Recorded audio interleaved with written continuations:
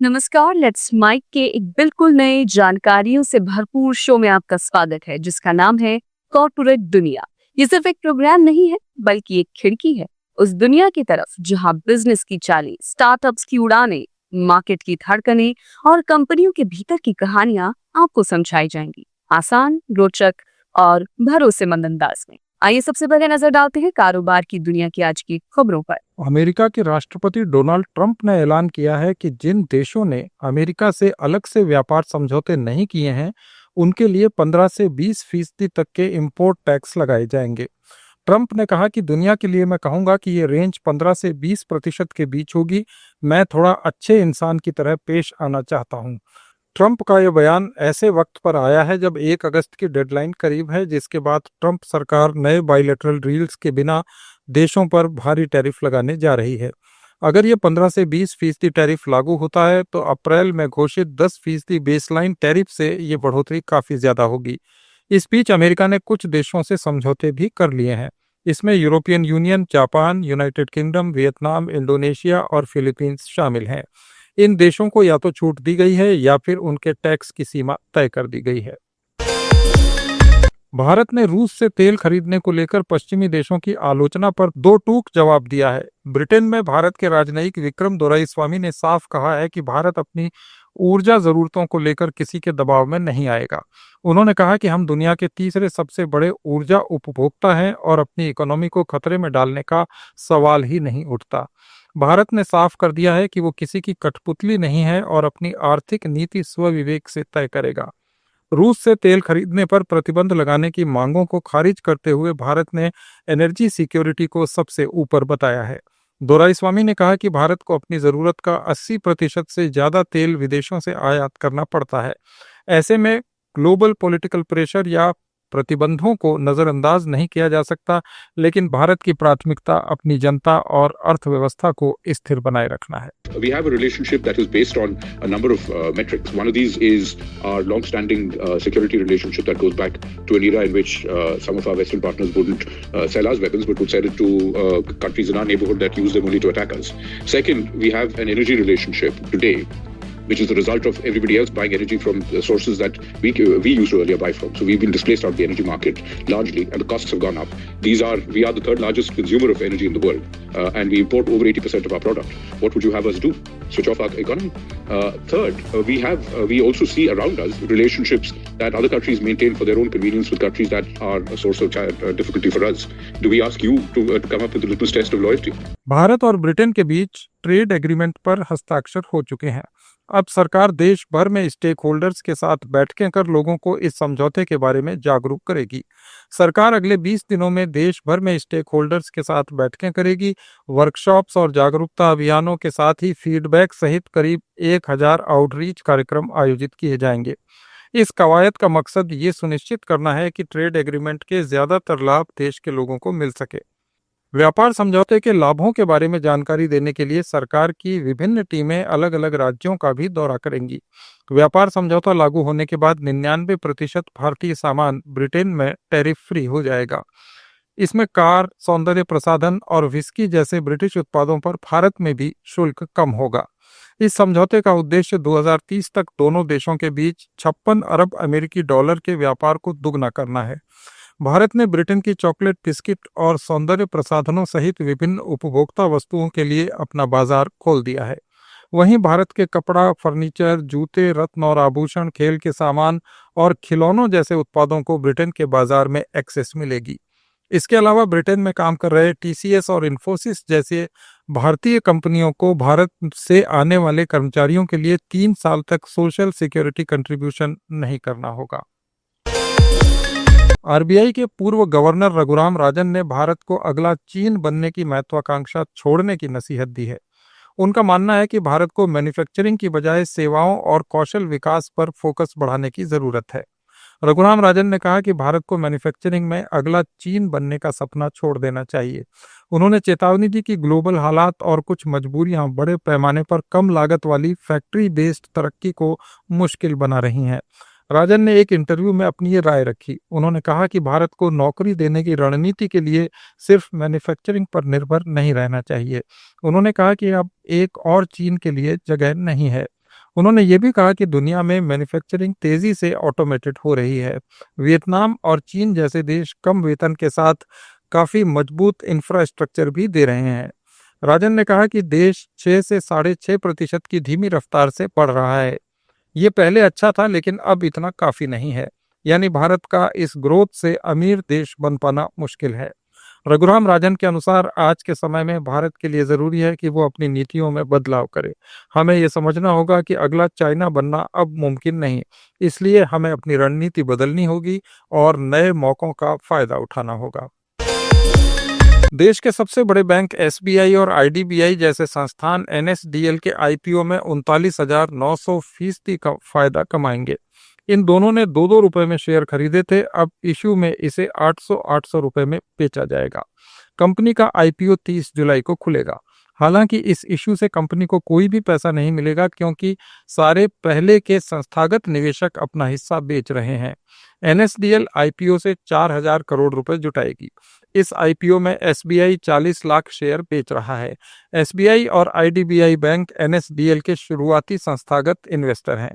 इस इशू में जिन इन्वेस्टर्स ने शुरुआत में निवेश किया था, उनको इस समय भारी लाभ मिल रहा है। सेबी के नियमों के अनुसार नेशनल स्टॉक एक्सचेंज और आईडीबीआई जैसी कंपनियों को किसी भी संस्थान में हिस्सा 15% से कम रखना होता है। इसके कारण ही ये रणनीतिक डिसइन्वेस्टमेंट हो रहा है। भारत की एक तेल कंपनी नायरा एनर्जी ने अमेरिका की टेक दिग्गज माइक्रोसॉफ्ट के खिलाफ दिल्ली हाईकोर्ट में याचिका दायर की है। कंपनी का आरोप है कि माइक्रोसॉफ्ट ने बिना किसी सूचना के कंपनी की डिजिटल सर्विसेज को अचानक बंद कर दिया। भारत की प्रमुख तेल रिफाइनिंग कंपनी का कहना है कि माइक्रोसॉफ्ट ने हमारे टूल्स और प्रोडक्ट्स को बैन किया है, जिसके लिए उसे पूरा भुगतान किया गया है और हमारे पास सभी लाइसेंस भी मौजूद हैं। नायरा एनर्जी का दावा है कि माइक्रोसॉफ्ट ने यह कार्रवाई न तो भारतीय कानून और न ही अमेरिकी कानून के तहत की है। नायरा देश में 6,750 पेट्रोल पंप चलाती है। ये कंपनी भारत में रूस की तेल रोसनेफ्ट की सब्सिडरी है और रूस से भारी मात्रा में तेल खरीदती है। यूरोपियन यूनियन के प्रतिबंधों के बावजूद कंपनी ने रूस से तेल खरीदना जारी रखा, जो उसे महंगा पड़ा। बीएसएनएल छत्तीसगढ़ के नक्सलवाद प्रभावित इलाकों में 4,000 नए मोबाइल टावर लगाने की योजना पर काम कर रहा है। दूरसंचार और ग्रामीण विकास राज्य मंत्री पेमासानी चंद्रशेखर ने बताया कि सुरक्षा बलों और वन विभाग से आवश्यक मंजूरी मिलने के बाद इन टावर्स की स्थापना फेजेज में की जाएगी। उन्होंने बताया कि बीएसएनएल पूरे देश में उच्च गुणवत्ता वाली 4G सेवाएं दे रहा है और विस्तार के साथ बीएसएनएल देश के अंतिम छोर के गांवों तक डिजिटल संपर्क और पहुंच बनाने के मिशन को साकार कर रहा है। उन्होंने कहा कि नक्सल प्रभावित इलाकों में विकास कार्य मिशन मोड में किए जा रहे हैं और इन क्षेत्रों में घर घर सेवाएं पहुंचाने की रणनीति अपनाई जा रही है। मंत्री ने कहा कि इन क्षेत्रों के स्कूलों का भी डिजिटलाइजेशन किया जा रहा है, जिससे छात्र जेईई और नीट जैसी कॉम्पिटिटिव एग्जाम्स की बेहतर तैयारी कर सकेंगे। इसके अलावा दिव्यांग छात्रों को विशेष सुविधाएं भी दी जा रही हैं। अनिल अंबानी के रिलायंस ग्रुप ने वृद्धि के अगले चरण के लिए रक्षा, बिजली और क्लीन एनर्जी जैसे क्षेत्रों पर ध्यान देने की योजना बनाई है। ईडी ने कथित मनी लॉन्ड्रिंग की जांच के तहत समूह से जुड़े स्थानों पर तलाशी पूरी कर ली है। इसके बाद अनिल अंबानी के रिलायंस ग्रुप की 2 लिस्टेड कंपनियों रिलायंस इंफ्रास्ट्रक्चर और रिलायंस पावर के 100 से ज्यादा शीर्ष अधिकारियों ने मुंबई में एक बैठक की और ग्रुप के महत्वाकांक्षी बढ़ोतरी वाले मसौदे के प्रति अपनी प्रतिबद्धता दोहराई। एक प्रेस रिलीज में कहा गया है कि रिलायंस इंफ्रास्ट्रक्चर और रिलायंस पावर के निदेशक मंडल द्वारा 1 सप्ताह पहले रक्षा, एरोस्पेस और नवीकरणीय ऊर्जा जैसे क्षेत्रों में वृद्धि के लिए इक्विटी और ऋण के जरिए 18,000 करोड़ रुपए जुटाने को सर्वसम्मति से मंजूरी दी गई है। इस बैठक का उद्देश्य नए जोश और स्टेक होल्डर्स के लिए दीर्घकालिक लाभ प्रदान करने के साझा संकल्प को दोहराना था। बयान में कहा गया कि ईडी की कार्रवाई का कंपनी के व्यावसायिक संचालन, वित्तीय प्रदर्शन, शेयर धारकों, कर्मचारियों या किसी अन्य हितधारक पर कोई प्रभाव नहीं पड़ेगा। अडानी ग्रुप की company Adani green energy limited की पहली तिमाही में कुल कमाई यानी टोटल इनकम 4,006 करोड़ रुपए रही। ये पिछले साल की तुलना में 28.72% ज्यादा है। कंपनी की इस कमाई में ऑपरेशन से रेवेन्यू 3,312 करोड़ रुपए रहा। सालाना आधार पर ये 31% की बढ़ोतरी है। वहीं अप्रैल से जून के क्वार्टर में कंपनी का कुल खर्च 3050 करोड़ रहा। कुल कमाई में से खर्च, टैक्स और अन्य खर्चे घटा दें तो कंपनी को पहली तिमाही में 713 करोड़ रुपए का कंसोलिडेटेड नेट प्रॉफिट हुआ। ये पिछले साल से 60% ज्यादा है। देश में डिजिटल लेन देन का सबसे लोकप्रिय माध्यम बन चुके यूपीआई पर अब मुफ्त सेवाओं का युग खत्म हो सकता है। आरबीआई के गवर्नर संजय मल्होत्रा ने इशारा किया है कि यूपीआई ट्रांजैक्शंस पर शुल्क लगाए जाने की संभावनाएं बढ़ती जा रही हैं। फिलहाल यूपीआई से लेन देन करने पर किसी तरह का शुल्क नहीं लगता, लेकिन सरकार बैंक्स और पेमेंट कंपनीज को सब्सिडी देती है। इसी कारण ये व्यवस्था मुफ्त बनी हुई है। मल्होत्रा का कहना है कि ये मॉडल लंबे समय तक सस्टेनेबल नहीं है और सिस्टम को खुद आर्थिक रूप से आत्मनिर्भर बनाना जरूरी है। यूपीआई के जरिए हर दिन 60 करोड़ से ज्यादा ट्रांजैक्शंस हो रहे हैं और ये संख्या लगातार बढ़ रही है। ऐसे में इस सिस्टम को मजबूत बनाए रखने के लिए व्यावहारिक खर्चों की भरपाई जरूरी हो जाती है। कुछ माइक्रोचिप्स और इलेक्ट्रॉनिक उपकरणों के इस्तेमाल, कुछ महीनों की मेहनत और 1500 रुपए के खर्च से आईआईटी गांधीनगर के प्रोफेसर ने अपने सहयोगियों के साथ मिलकर एक 8-बिट RISC प्रोसेसर का निर्माण कर दिया है। इस प्रोसेसर को थोड़ा और बेहतर बनाकर वीडियो गेम चलाने से लेकर पर्सनल कंप्यूटर के जरिए किए जाने वाले ज्यादातर काम किए जा सकते हैं। ये कारनामा किया है आईआईटी गांधीनगर के सेंटर फॉर क्रिएटिव लर्निंग ने। आईआईटी गांधीनगर अब देश भर में 10वीं और उससे ऊपर की कक्षाओं के स्टूडेंट्स को सेमीकंडक्टर और कंप्यूटर हार्डवेयर के क्षेत्र में ट्रेनिंग देना चाहता है। आईआईटी गांधीनगर के प्रोफेसर और सेंटर फॉर क्रिएटिव लर्निंग के प्रिंसिपल कोऑर्डिनेटर मनीष जैन ने कहा कि भारत तकनीकी क्रांति के मुहाने पर खड़ा है। यहाँ से हमें ऐसे स्किल्ड प्रोफेशनल्स की एक फौज तैयार करनी होगी जो न केवल कंज्यूमर के रूप में बल्कि प्रोड्यूसर के रूप में भी सोच सके। अमेरिका के एक स्टार्टअप ने पारे को सोने में बदलने का तरीका खोजने का दावा किया है। सैन फ्रांसिस्को स्थित मैराथन फ्यूजन ने कहा कि परमाणु संलयन प्रक्रिया के जरिए पारे से सोने को बनाया जा सकता है।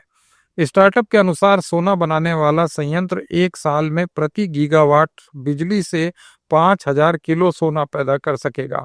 मैराथन फ्यूजन की टीम ने बताया कि परमाणु रिएक्टर में न्यूट्रॉन कणों से निकलने वाली रेडियो एक्टिविटी का उपयोग करके पारे को पारा 197 में बदला जा सकता है। इसके बाद पारा 197 गोल्ड 197 में विघटित हो जाता है। कंपनी के इस दावे की अभी समीक्षा नहीं हुई है। रिसर्चर्स के अनुमान के मुताबिक एक संलयन ऊर्जा संयंत्र 1 वर्ष में हर गीगावाट से 5000 किलो सोना बनाने की क्षमता रखेगा। रिसर्चर्स ने कहा कि सोना इन रिएक्टरों में एक बाई प्रोडक्ट के रूप में निकलता है। पिछले कुछ वर्षों में मैराथन फ्यूजन ने कुशल परमाणु ऊर्जा प्रणालियां विकसित करने के लिए करीब $60 लाख का निवेश और $40 लाख का सरकारी अनुदान जुटाया है। हालांकि जब तक व्यावसायिक रिएक्टर विकसित नहीं हो जाते, तब तक पारे से सोना बनाने का सपना एक सपना ही बना रह सकता है। ये थे कॉर्पोरेट जगत के आज के कुछ प्रमुख समाचार। अपडेट्स के लिए जुड़े रहिए लेट्स माइक के साथ। आप सुन रहे थे let's mic more than radio. Follow कीजिए हमें हमारे सोशल मीडिया प्लेटफॉर्म्स पर। It's time for news. It's time for more than radio. Presenting the first radio news app, Let's Mic. Let's Mic, a news-based app on your phone where you get to watch and listen news, talk shows, interviews, radio show podcasts. On Let's Mic, you get all relevant information of TV, print, radio, podcast, and digital. Let's Mic talks about every segment of life.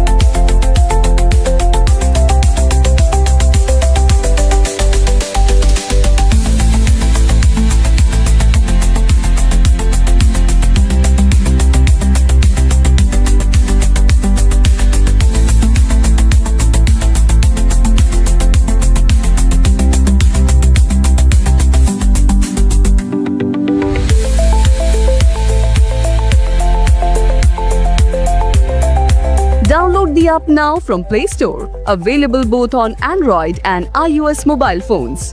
Follow us on YouTube, Instagram, Twitter, LinkedIn, Facebook, Telegram, WhatsApp, Snapchat. Let's talk, let's connect, and let's mic. Android and iOS mobile phones. Follow us on YouTube, Instagram, Twitter, LinkedIn, Facebook, Telegram, WhatsApp, Snapchat. Let's talk, let's connect, and let's mind.